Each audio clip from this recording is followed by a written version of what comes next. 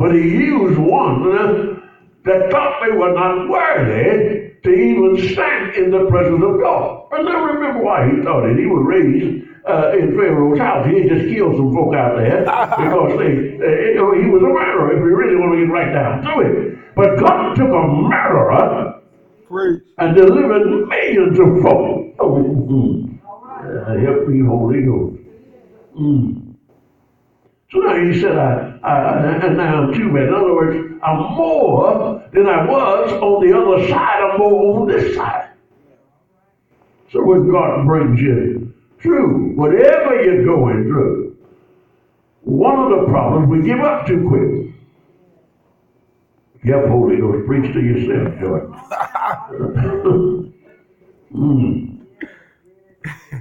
To deliver me, I pray thee, from the hands of my brother.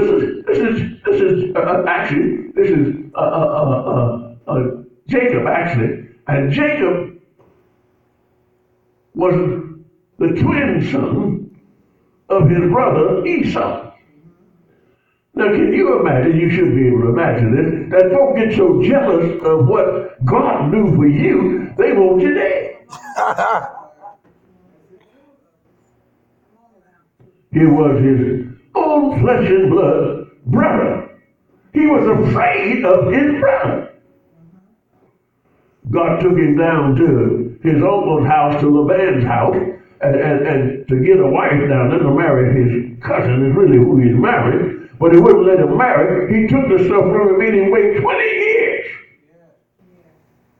before he could get what was supposed to be his. And he tried to trick him the last time. And then Laban said you could have all the cattle that's got a ring around them. And there were no cattle with rings, but when they all showed up, God had rings on them. Help me, Holy Ghost. So when you move forward in God, whatever you need, God's going to fix it. He's going to make sure that what you need is provided for you. So I pray thee, deliver me from the hands of my brother, from the hands of Esau, for I fear him, lest he will come and smite me, and the other with the children. Can you imagine having to hide from your brother? Because of what God has done for you, your brother upset with you. Oh, it happens, baby. It's in the church. The church is ended because of what we do. The Bible says we are to love one another. We are pretends. Help Holy Ghost. We pretend. Don't you know you can't fool God? Listen, I want whatever God has for me. I want it to be there, so I don't have time to play games. I don't have time to be a pretender. I'm not the great pretender. I want God to bless me in that he has promised to me. So I got to move forward in him. Here in 1 Samuel, and then Saul answered and said, am I not he? Because Saul didn't think he should be. He was a Benjamite. And he said that the Benjamites was the least thought of tribe in the whole nation. Now remember, here are folk against the whole tribe. So don't think yourself strange when they're against you. So I'm the smallest of the tribes of Israel. And my family, the least of all the families. Why? Because they were the Benjamites.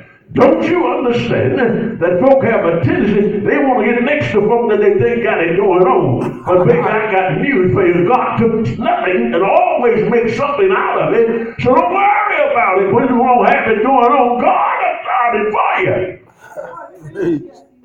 If you move forward and go. 9:21. To the least of the families of the tribe of Benjamin. Wherefore then speakest thou so to me? In other words, he said, Them folk don't think nothing of me. So why are you asking me to do it, Lord? Well, Lord, the Lord knows that you are able to do it even before you do. That's why he sets you up to do it. Preach. Put you in a place to do it. Look at yourself. Look at your past. Find out where you were and look at where you are now.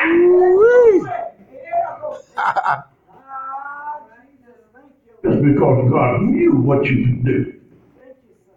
So he brought you out of that cocoon that you was in, set you up so you could do what he wanted you to do.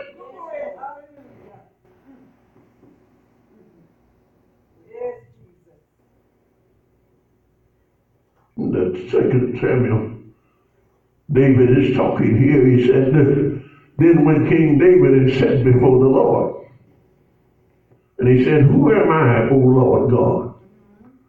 And what is my house that thou hast brought me here unto? In other words, he said, Lord, I was a shepherd boy on the backside of the pasture. Nobody thought nothing of me. They only thought I was able to be a sheep herder. But when God was looking for a king, he's sitting down to Jesse's house, and all of his brothers couldn't fit the bill. And the question came, is this all you got? He said, I got a boy that's on the backside of the pasture that's tending the sheep. He said, bring him here too. And when he brought him, he said, this is the one that God has called him. Now here's a boy that smelled like sheep. Preach. That God took off the backside of a pasture, probably with dogs to help him, and made him king over Israel. Don't you think if God is on your side, that you can get to where God is trying to take you, but you got to go in him. Preach. Hallelujah. Glory. We have a tendency, help me, Holy Ghost, Preach. to think that we're losing because it looks bad. Preach. Oh, hello. Amen. Oh, yes. I'm not an emotional person when it comes to that thing. I have to be honest with you, because I believe God will. It don't stop you from looking at the situation. Preach. Because I know if he brought me out of where I was, he'll take me to where I need to go. In the 3rd chapter of 1 Kings, he said these words, and now, O Lord, my God, thou hast made thy servant king. Now this is David. Instead of David, my father said Solomon, I'm sorry. And he said he made Solomon the king. Now he wouldn't let David be king. I mean, his daddy couldn't be. In other words, his daddy couldn't build a temple because he had too much blood on his head. But he took his son and used him. He said, then when King David and sat down before the Lord, he said, who am I, Lord, O God? And then in that 3rd chapter, verse 7, they begin to say, now, O Lord, my God, thou hast made thy servant king instead of David, my father, and I'm but a little child. Solomon was a child, and God spoke to him and said, I'm going to make you the king. But David was in trouble. But now here's the thing you got to remember. Even though he messed up, God didn't forsake him. Preach. He had to go through some things, but God was still there. Every time you have a problem, don't think God forgot about you.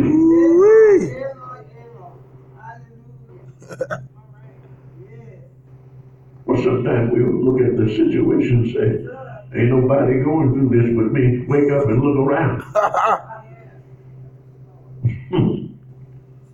Baby, you hadn't been through anything that somebody else hadn't already been through. Not if you lived in this world. He asked him this question. Said, and I am but a little child, so and I don't know how to go out or how to come in. I don't know how to deal with this. But if you come here already knowing, there's nothing to learn. And the problem when we think we already know